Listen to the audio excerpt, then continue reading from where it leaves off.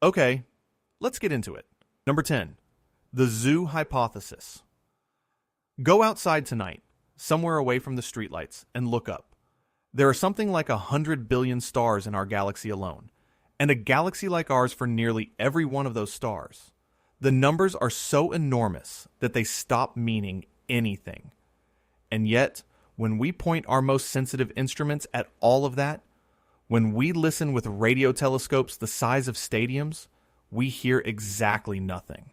No signals, no greetings, no machines humming away in the dark. Just silence. Most people assume that silence means we're alone. The zoo hypothesis says something far stranger. It says the silence isn't emptiness. The silence is a decision. Back in 1973, a Harvard astrophysicist named John Ball was wrestling with the same problem everyone in his field was wrestling with. If the universe is so vast and so old, where is everybody? And Ball came at it from a direction nobody had quite taken seriously before. What if they're here? What if they've been here the whole time? And what if they've simply decided to leave us alone? His idea was that one or more advanced civilizations know exactly where we are. They could reach us if they wanted to, but they've chosen deliberately not to interfere. They've set aside the region of space we live in, the way we set aside a national park. Or, in his less flattering phrasing, the way we set aside a zoo. Think about how we treat a genuine wilderness preserve. We don't march in and introduce ourselves to the animals. We don't hand them our technology. We watch from a distance, quietly, and we try very hard not to let them know how closely they're being observed.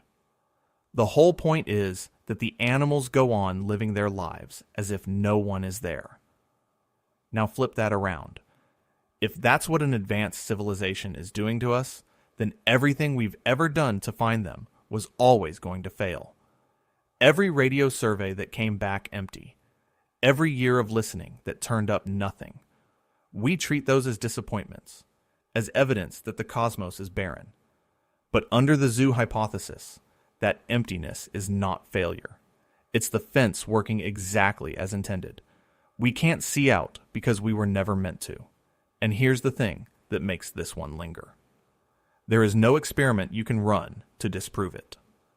A civilization advanced enough to wall us off would be advanced enough to stay perfectly hidden while doing it. The absence of evidence isn't evidence of absence. It might just be evidence of a very good zoo. So the next time you look up and feel that comfortable loneliness, that sense that the sky is just empty space, sit with the other possibility for a second. That it isn't empty at all, that the quiet is curated, and that something on the other side of the glass is perfectly content to watch you look up and see nothing. Number 9, the Nemesis Star. Our sun, as far as most of us were taught, is a loner.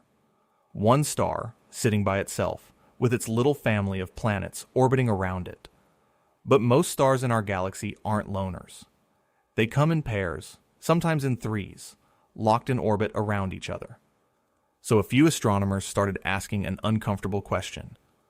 What if the sun has a sibling we've never seen? And what if that sibling is the reason things on Earth keep dying? This starts with a genuine puzzle in the fossil record.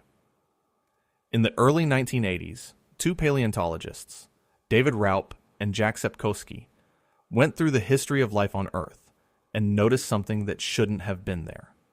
The great mass extinctions, the events that wiped out huge fractions of all living things, seemed to come in a rhythm. Roughly every 26 million years, something reached down and culled life on this planet. Not randomly, on a beat. That kind of regularity demands an explanation.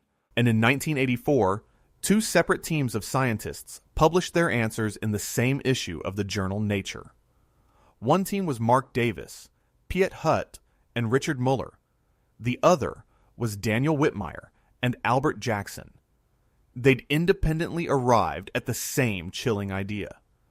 The sun has a hidden companion star, a small dim one, and it's on a long, looping orbit that swings it close to us every 26 million years. They called it Nemesis, after the Greek goddess of retribution, the one who comes for those who've grown too comfortable. Here's how it would work.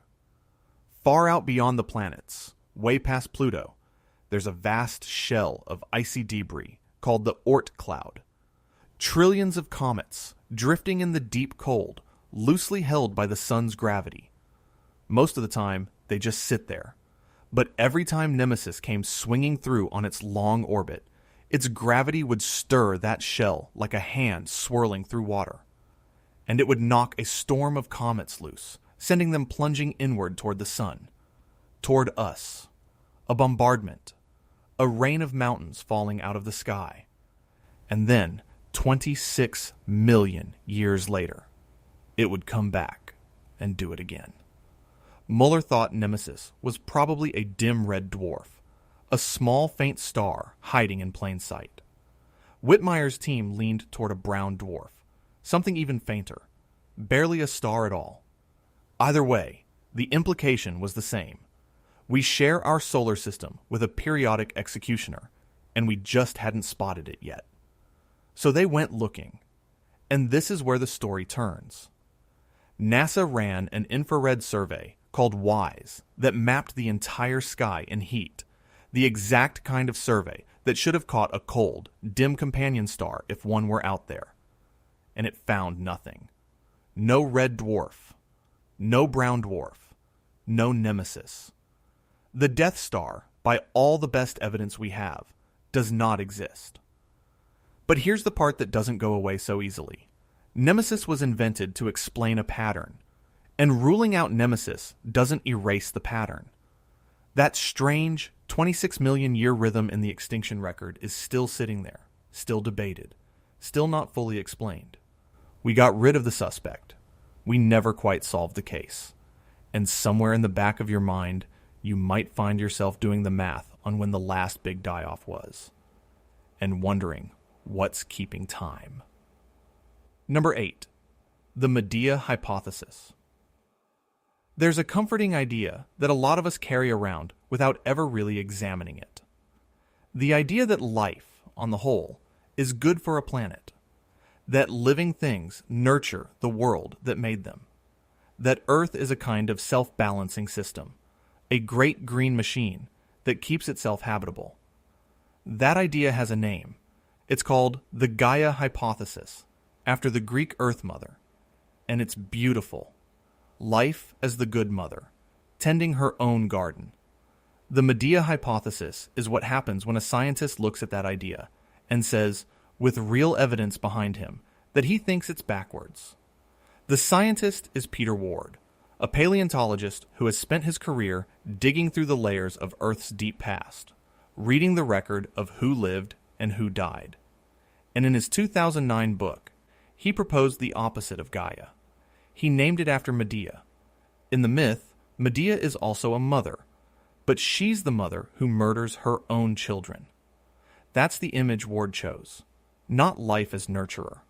Life as something that, given enough time, tends to destroy itself.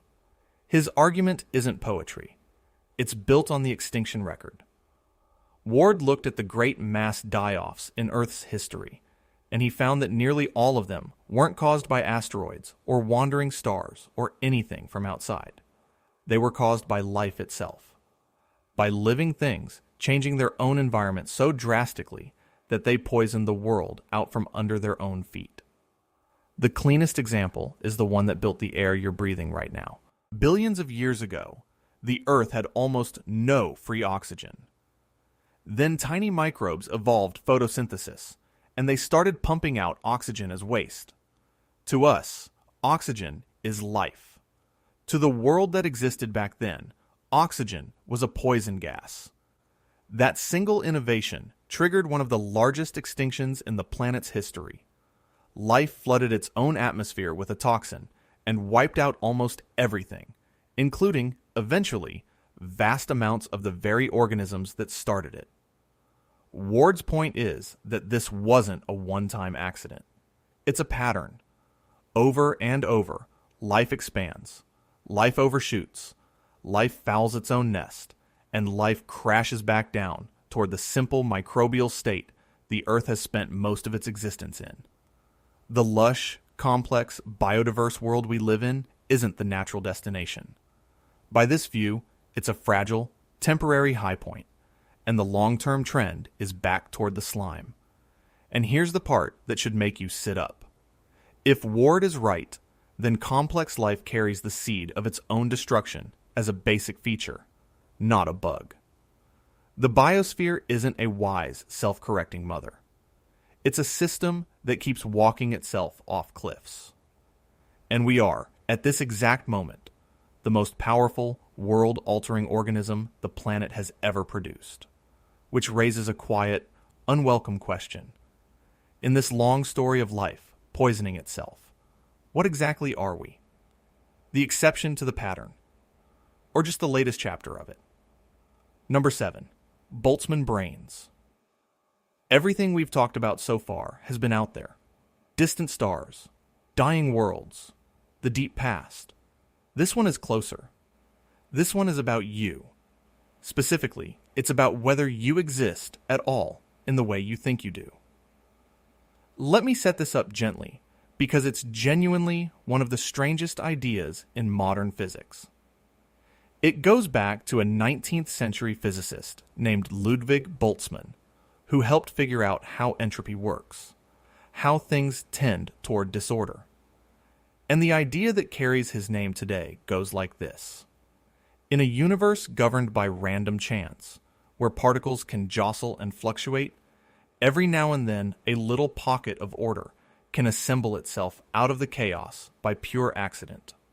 Most of these are tiny and meaningless, but given enough time, infinite time, even very unlikely arrangements will eventually happen. And here's the question that breaks people's brains. Which is more likely to randomly fluctuate into existence? An entire universe, with its hundreds of billions of galaxies, all arranged just so? Or just one single brain, floating in the dark, complete with a full set of false memories? The answer, mathematically, is not even close. A whole universe is an absurdly low probability fluctuation. It requires an immense, sprawling arrangement of order. A single brain is vastly, overwhelmingly simpler. So if reality is the kind of place where things fluctuate into being by chance, then lone brains, popping into existence with fake memories and a fake sense of a life lived, should outnumber real, evolved observers like you by an unthinkable margin. So here's the gut punch.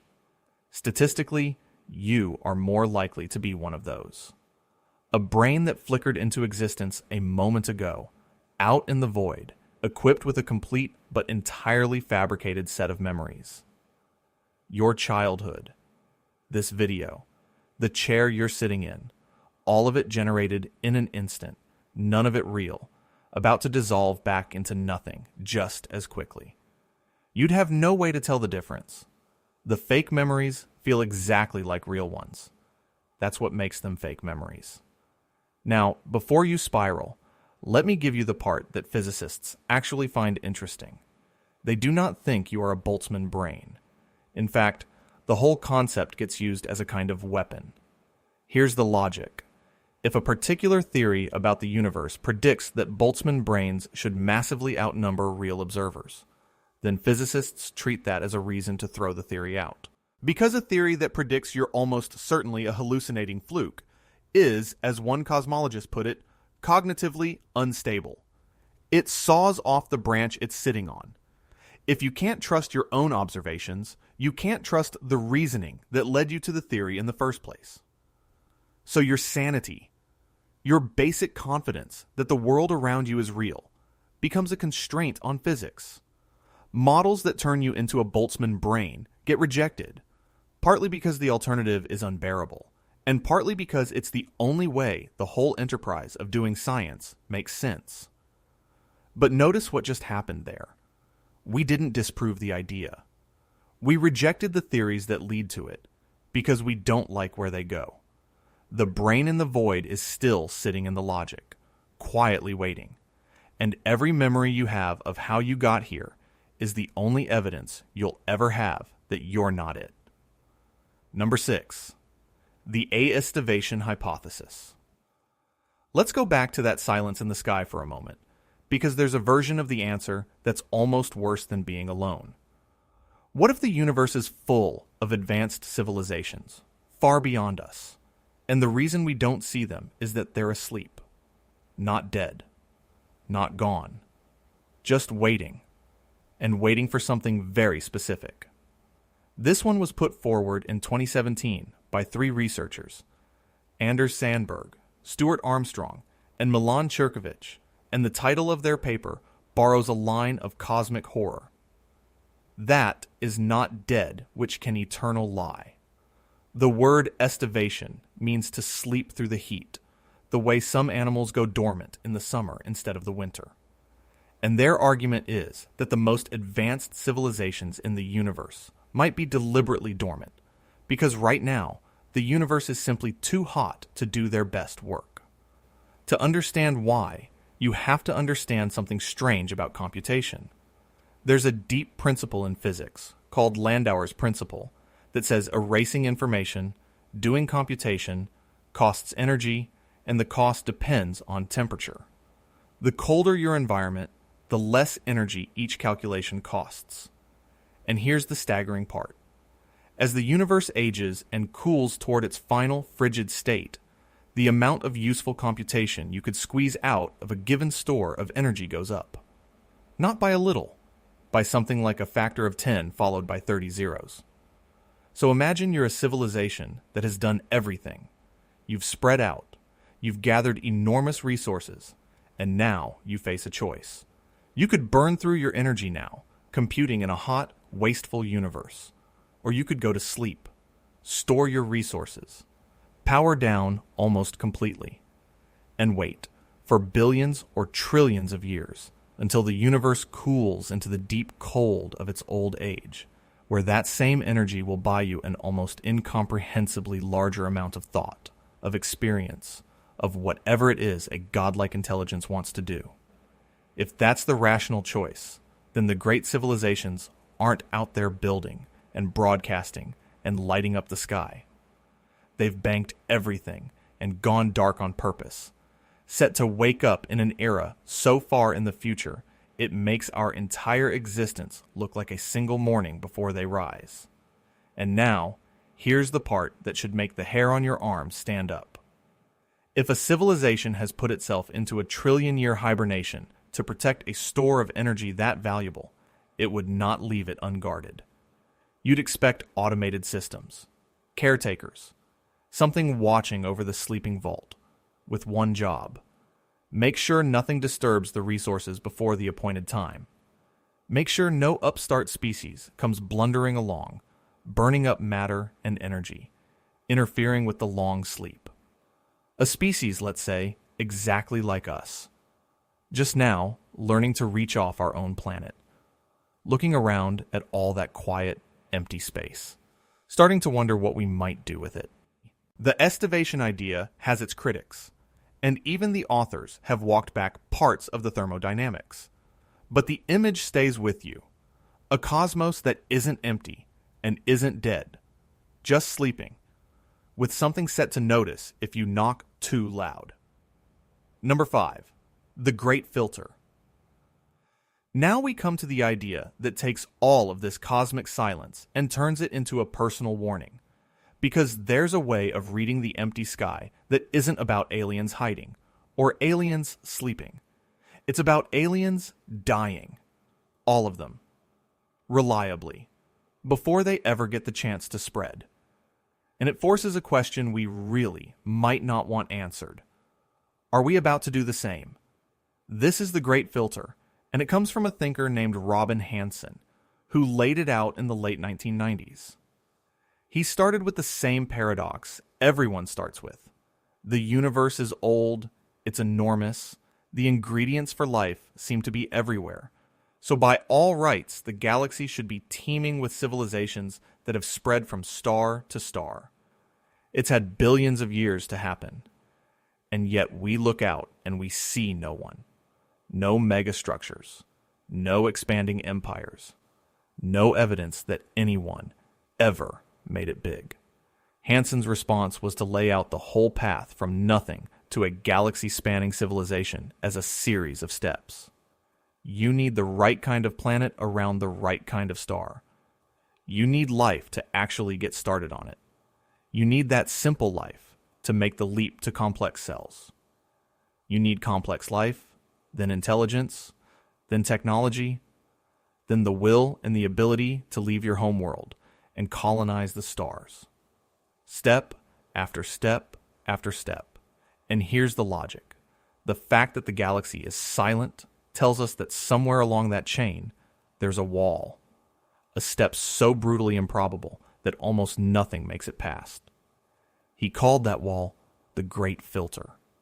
Something stops the march from dead matter to thriving starfaring civilization, and it stops it almost every single time. Otherwise, they'd be here. So the only question that really matters is, where is the wall? Is it behind us, or is it ahead of us?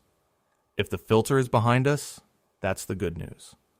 Maybe the hard step was the origin of life itself, or the jump to complex cells, some fluke so rare it almost never happens twice. In that case, we're the lucky ones who already cleared it, and the road ahead is open. We could be the first.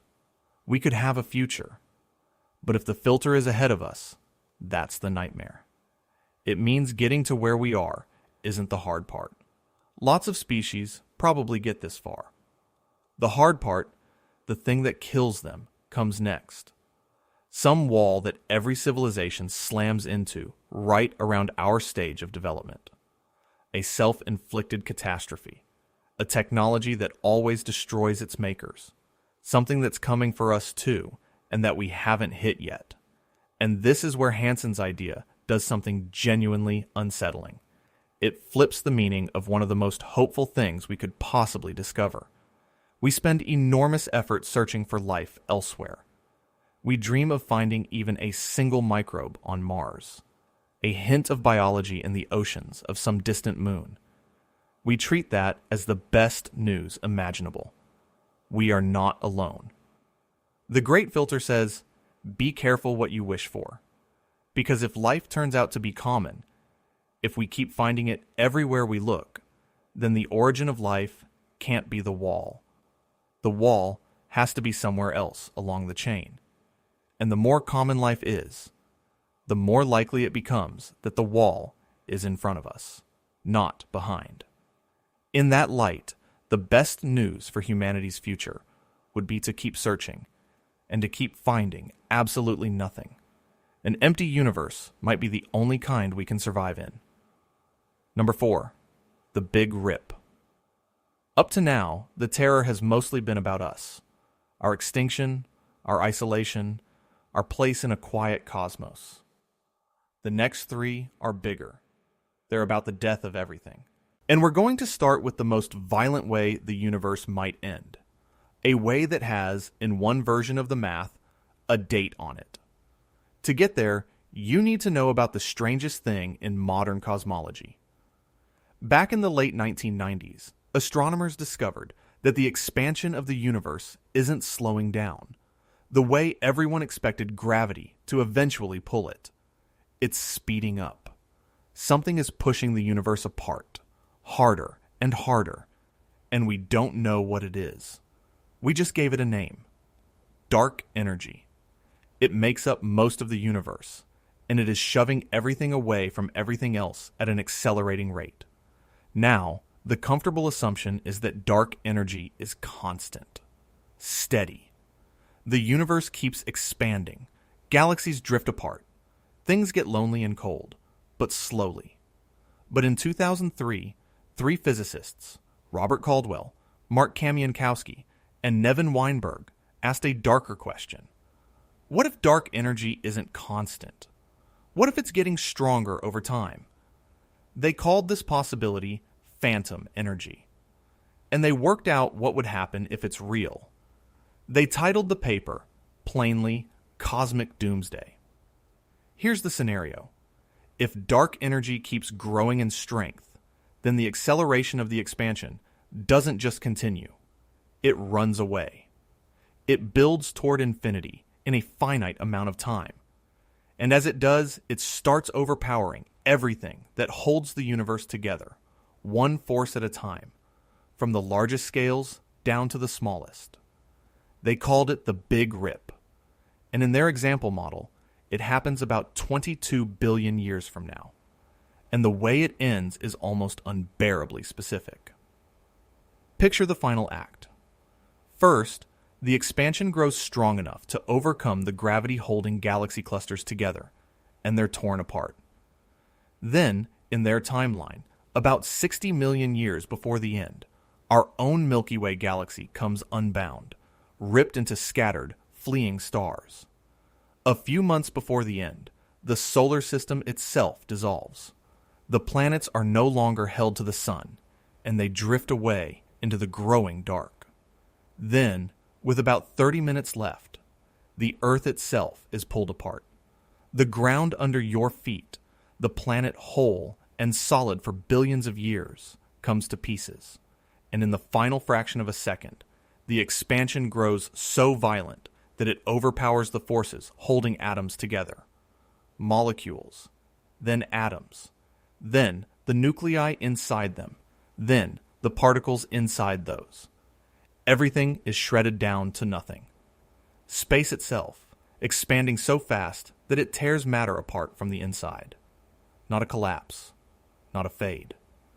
An active, accelerating dismemberment of reality. Down to the smallest pieces there are, with the light staying on until the very last instant. Now, the honest caveat. Whether the Big Rip happens at all depends entirely on the exact nature of dark energy, on a single number that measures how it behaves. Our best current measurements put that number right at the edge, consistent with a steady dark energy that would not cause a rip. So this is a possibility, not a prophecy. But it has not been ruled out. The phantom is still on the table. And if it's real, the universe doesn't just end. It's pulled limb from limb, on a schedule, and somewhere in the math there's a clock already counting down. Number 3. The heat death of the universe. If the Big Rip is the universe dying screaming, this is the universe dying quietly, and in a way that makes it worse. Because the Big Rip, for all its violence, is fast. Heat death is the long way. It's the ending that most physicists actually expect, and it's the one that takes the idea of forever and turns it into a kind of curse. The roots of this go all the way back to the 19th century and the laws of thermodynamics. But the version we'll talk about was mapped out for an expanding universe by the physicist Freeman Dyson in 1979, in a paper with a title that says everything: Time Without End. The core idea is the most reliable law we have. Entropy always increases. Things spread out. Heat flows from hot to cold. Order decays into disorder. And it only ever runs one way. You can fight it locally, the way a living thing does, but the universe as a whole is always sliding toward maximum disorder. And the question Dyson and others asked was simply, what does the very end of that slide look like? It looks like a series of long, dimming ages, each one emptier than the last. We're living in the bright one. Physicists call it the stelliferous era, the age of stars. The sky is full of them, burning, being born, lighting up the dark. But star formation needs raw gas, and the supply is finite. So somewhere around 100 trillion years from now, the last stars will form, burn through their fuel, and die. And no new ones will come to replace them. The lights go out, one by one, and they are not relit. Then comes the long twilight, an age of dead remnants, white dwarfs cooling into black cinders, neutron stars, drifting planets frozen solid. The galaxy's still there, but dark. And over timescales so long, they're almost meaningless to write down, Even matter itself may not be safe. Many physicists think protons, the particles at the heart of every atom, slowly decay. Given enough time, the ordinary matter that makes up stars and planets and you simply crumbles away into stray particles and radiation. And then, in the deepest future, the only structures left holding any energy are the black holes. Enormous, dark, patient. But even they don't last. Through a slow process discovered by Stephen Hawking, black holes leak their energy away and very, very gradually evaporate. The biggest ones take an almost unimaginable span of time, something like 10 followed by 100 zeros worth of years, to fully disappear. But disappear they do. And when the last black hole evaporates, that's it. There are no more structures, no more sources of usable energy. What's left is called the dark era, a universe spread out almost infinitely thin, cold, uniform, and dark, with a few stray particles drifting impossibly far apart, never to meet. And here's the thing that makes heat death the quiet horror that it is. Nothing in that universe can ever happen again. To have an event, to have a change, to have a thought, you need a difference in energy, somewhere hot and somewhere cold, so that energy can flow. In the dark era, everything is the same temperature. Everything is evenly spread. There are no differences left to exploit. No flow, no work, no change. Time keeps passing. It just stops mattering. Forever becomes a flat, featureless, lukewarm dark in which the very possibility of anything happening has been used up. Not an ending, exactly. An ending would be a kind of event. This is worse. This is the permanent, eternal absence of any event at all. Number 2, the dark forest hypothesis. We've come back one last time to the silence, because of all the answers anyone has ever given to the question of why the universe seems so empty. This is the one that should genuinely frighten you. Not because it's the strangest, because it might be the most rational, and because, if it's true, we have already made a terrible mistake. This idea was made famous by the Chinese science fiction writer Liu Cixin in a novel called The Dark Forest, though it crystallizes thinking that real scientists have circled for decades. It starts not with technology, but with two cold assumptions about any civilization anywhere. First, that survival is its primary need, above everything. Second, that civilizations grow, and the universe's resources are finite. That's it. Those are the seeds. And from those two simple premises, you can reason your way to something monstrous. Here's the chain. Imagine you're a civilization, and you detect another one out there among the stars. The distances are so vast that you can't really communicate. By the time a message crosses between you, centuries have passed. You can't know their intentions. You can't know if they're peaceful. Worse, you can't know what they'll become. A civilization that's harmless today might, over the centuries it takes to even say hello, explode in capability and become something that could end you in an instant. Liu Cixin calls this the technological explosion. The weaker one could overtake the stronger one in the blink of a cosmic eye. So now, you're stuck in what's called a chain of suspicion. You can't trust them because you can't read their minds across the light years. And you know that they can't trust you for exactly the same reason. And they know that you know. And you know that they know that you know. There's no way to build trust across that gulf of distance and time. And in that situation, when your own survival is the highest law, there is one move that is coldly, terribly safe. Strike first.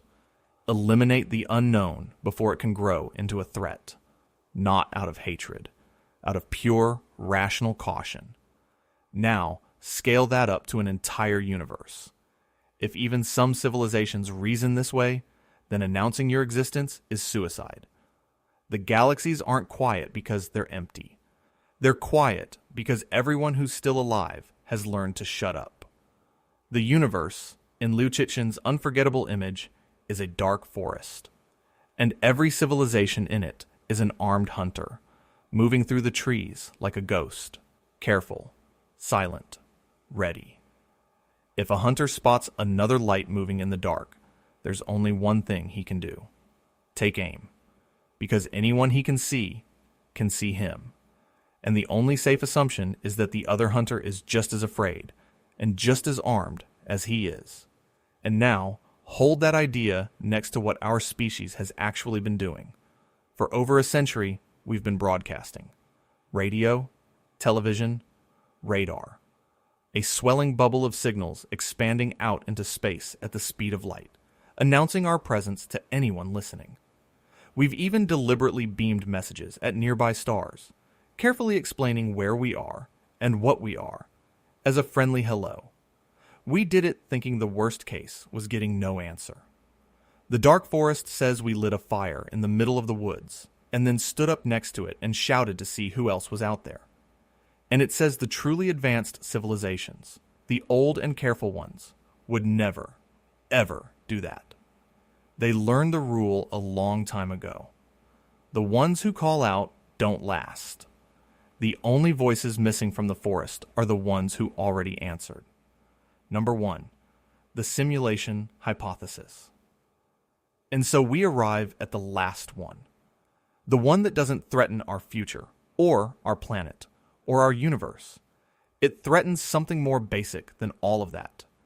It asks whether any of this, the stars, the silence, the ground under you, your own life, is real at all. And the most disturbing thing about it is not that some mystic dreamed it up. It's that it was laid out as a tight, sober piece of logic by a serious philosopher, and nobody has been able to cleanly knock it down.